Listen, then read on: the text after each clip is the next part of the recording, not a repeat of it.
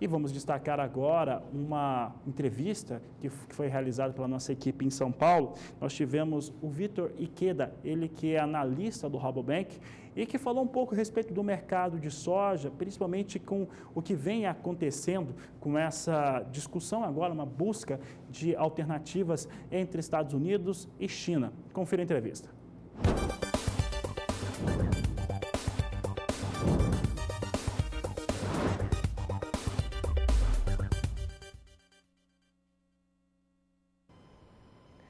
No fim do ano passado, o banco holandês Rabobank falou sobre uma perspectiva de uma produção de soja no Brasil no ciclo 2018-2019 de 123 milhões de toneladas, só que esses números estão sendo revisados.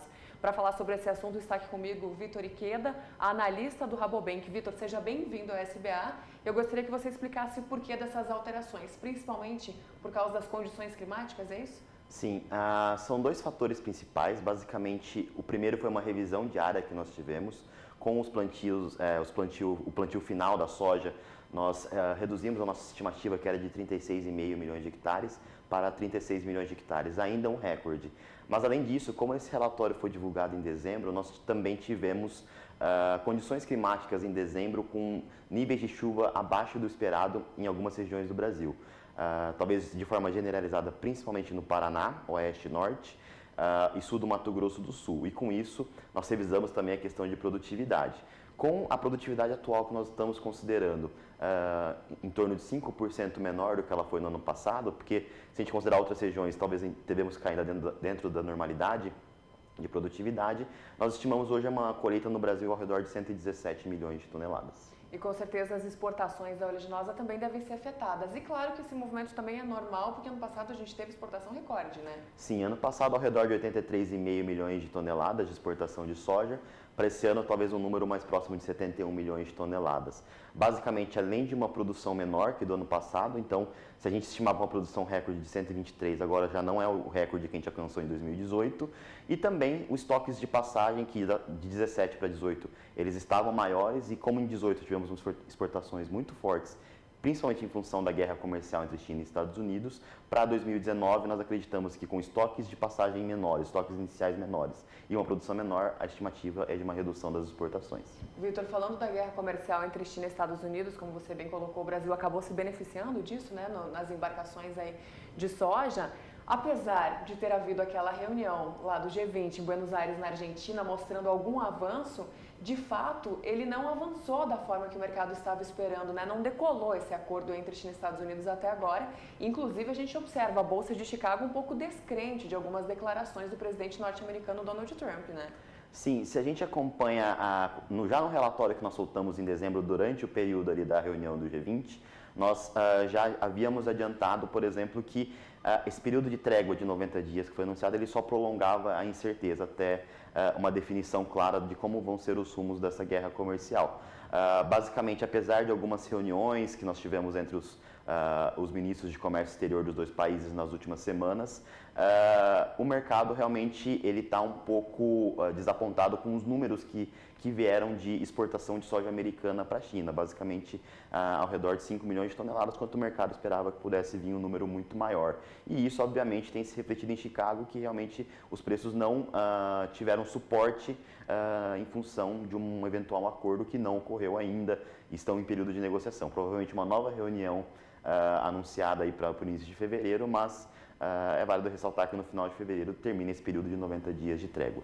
E o mercado também está sendo prejudicado pelo recesso lá nos Estados Unidos parcial do governo, que vem fazendo com que o Departamento de Agricultura norte-americano também não esteja lançando aqueles boletins mais completos em relação à produção norte-americana, né? Não só norte-americana, mas assim, até globalmente falando, não houve atualização em janeiro dos números. E, obviamente, isso também é um fator que acaba gerando uma certa incerteza no mercado, porque não encontra-se ainda um suporte em relação ao que esperar, principalmente agora, quando que se esperava uma atualização da produção da América do Sul, especialmente Brasil, Argentina, Paraguai, Uruguai. Então, basicamente, como não veio essa atualização em janeiro, o mercado ainda tenta buscar algum suporte, alguma orientação em relação ao que esperar da safra sul-americana. Então, basicamente, hoje o mercado seguia bastante pelas consultorias privadas, mas ainda não, e pelo relatório da Conab da semana passada, mas não houve ainda um oficial do USDA, o que também acaba impactando um pouco no momento de uma precificação mais em linha com o que o departamento americano poderia ter anunciado na última semana. Acaba impactando globalmente mesmo nos negócios. E voltando a falar das exportações, ano passado então a gente teve recorde de exportação de soja, com o dólar bastante valorizado frente ao real, e esse ano a situação começa a mudar um pouco, né? O real teve um melhor desempenho aí na comparação com o dólar nesse início de 2019, numa cesta de 143 moedas, então esse ano também os preços devem ser bastante prejudicados, vamos dizer assim, né? Basicamente, se a gente pega, nós estamos passando por um período sazonal agora, onde basicamente a colheita brasileira, apesar de perdas que a gente já está mensurando, a gente está num período em que a colheita está entrando, a oferta está entrando no mercado. Então, além do fator câmbio, nós também tivemos um Chicago que não se recuperou muito em função dessa questão dessa certeza da guerra comercial e de um maior dimensionamento da perda na América do Sul.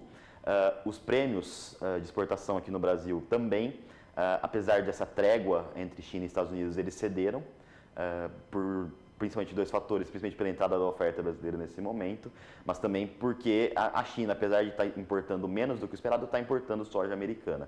Então isso fez com que os prêmios que estavam em patamares de $1 por bushel acima de Chicago recuassem atualmente para patamares próximos de 40 centavos por bushel nos primeiros vencimentos.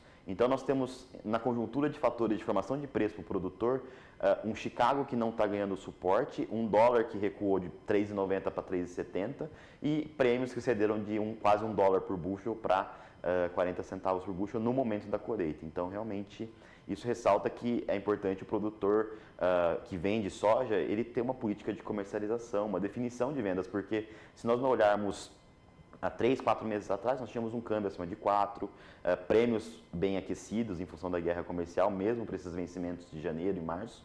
Então, talvez quem se programou lá atrás e foi fazendo vendas antecipadas, talvez agora tenha uma forma de segurar um pouco as vendas e aguardar um melhor posicionamento do mercado em termos de preços. Esse seria o melhor conselho, então, para o produtor hoje? Basicamente, assim, eu acredito que o produtor ele deve negociar, obviamente, o que ele tem de compromisso financeiro agora para os próximos meses, mas aguardar uma melhor definição do mercado, principalmente no que diz respeito à guerra comercial e dimensionamento de perdas aqui na América do Sul. Tá certo, Vitor. Muito obrigada pela sua participação, pelos esclarecimentos aqui conosco no SBA. Obrigado, Sara.